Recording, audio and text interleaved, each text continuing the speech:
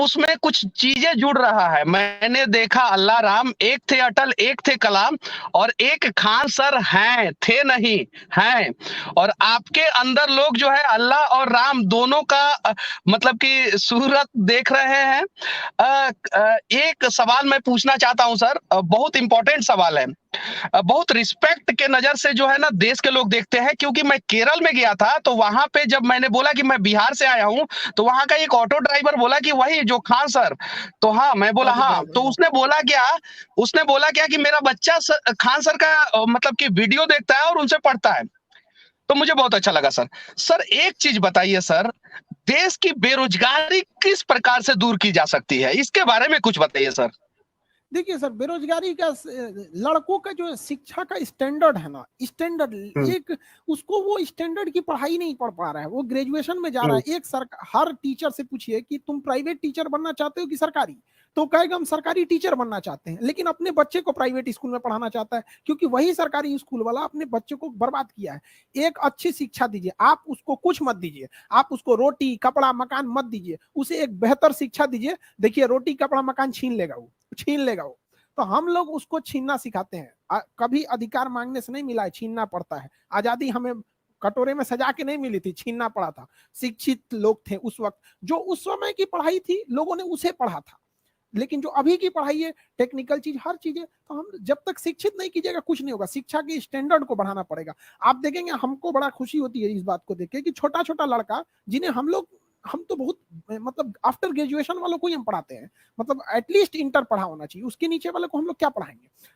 तो वो छोटके बच्चों को भी ना इंटरेस्ट आता है पढ़ने से। तो मेरा कहना है कि जो लॉर्ड मैकाले जो जहर बो के गया है, शिक्षा को बोझ बना के गया है, हमारा मकसद है कि उस बोझ को उतार देना और लड़कों के प्रति, शिक्षा के प्रति प्रेम कर देना। जिस तरह प्यार में लोग पागल हो जाते हैं ना, फिर ना माँ बाप का सुनेगा ना समाज का सुनेगा, उस तरह प्यार हो जाए शिक्षा से, फिर वो किसी का नहीं सुनेगा, ले लेगा सर वो रोजगार तो बहुत, मतलब इधर जैसे बस शिक्षा सुधारिए, वो लड़ के ले लेगा।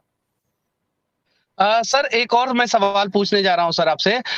ये जो सरकारी वैकेंसियां हैं वो धीरे धीरे कम की जा रही है और कुछ जगहों पे खत्म की जा रही है। जैसे बैंकिंग का था, उसमें सीटें बहुत कम कर दी गई और बहुत सारे बैंकों को बेच दिया गया।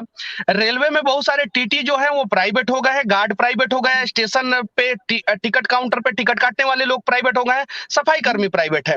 और भी बहुत सारे सेक्टर में आर्मी का भी जो वैकेंसी है वो समय पे नहीं निकाला जा रहा है, दौड़ होने के बाद भी उस समय पे वैकेंसी क्लियर नहीं किया जा रहा है।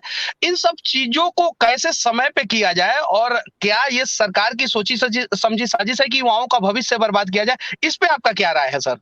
सर देखिए, ये सब चीजों को उठाने के लिए, देश के आगे जाने के लिए मीडिया होना चाहिए। आप कुछ जैसे आप हैं, आप किसी भी चीज को बढ़ चढ़ के उठाते हैं। आपको क्या लगता है कि आपके जो पत्रकार की कैटेगरी है, क्या आपको लगता है कि जितनी ईमानदारी से आप करते हैं, क्या बाकी लोग भी कर रहे हैं? बहुत गिने चुने मिलेंगे लोग आपको। तो ये तो उन लोग को उठाने की जरूरत है। हम आपको एक सिंपल सा बात बताते हैं। रेलवे ने जो वैकेंसी दिया था, 37,000 वैकेंसी दिया था, 37,000 2019 में दिया था।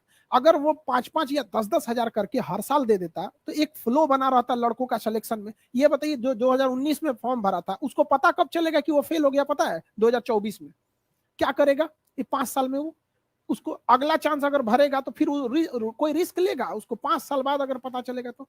इसको रेगुलर फॉर्म में किया जाता है। तो देखिए, पढ़ाई करने वाला अपना पढ़ाई करेगा, गवर्नमेंट जॉब वाला गवर्नमेंट करेगा, बिजनेस वाला बिजनेस करेंगे। लेकिन दोनों को सिखाने लगता है लोग। कुछ लोग कहता है कि नौकरी देने वाला बनो, तो ये जहाजिया कौन चलाएगा? एयरफोर्स की वैकेंसी एग्जाम का रिजल्ट रोक के रखे हैं लोग। एयरफोर्स का सोचिए सर, कितना शर्म की बात है कि हमारी देश की सुरक्षा करने वाले उन लोग को पढ़ाए थे। हम लोग तो कह रहे थे सर रिजल्ट कब आएगा? बताइए, ये एयरफोर्स का रिजल्ट रोकने की चीज होती है? जो सुरक्षा में खड़े हैं उनको साइड में रोक के रखे हैं। ये तो हाल हो गया है।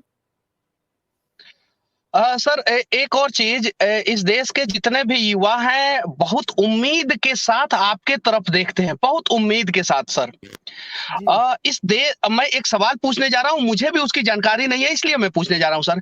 इस देश का रोजगार मंत्री कौन है सर, उसके बारे में थोड़ा बता दीजिए। रोजगार किसी एक मंत्रालय से तो आता नहीं है। हालांकि ये सबसे दोयम दर्जा का आप कहिए तो इस पे किसी की चिंता नहीं है।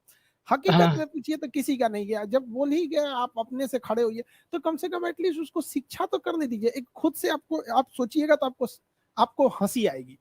शिक्षा हर देश के लिए, खास करके भारत जैसे पिछड़ा जो मतलब जो गुलामी की बेड़ियों में इतने सालों तक जकड़ा रहा, उस देश को शिक्षित करना जरूरी है। और शिक्षा पे 18% जीएसटी है। सोचिए, मतलब ये हंसी नहीं आ रही है आपको? इस सब लोग को पढ़ना चाहिए, शिक्षा पे 18% जीएसटी। आप मोबाइल खरीदिएगा तो 18%।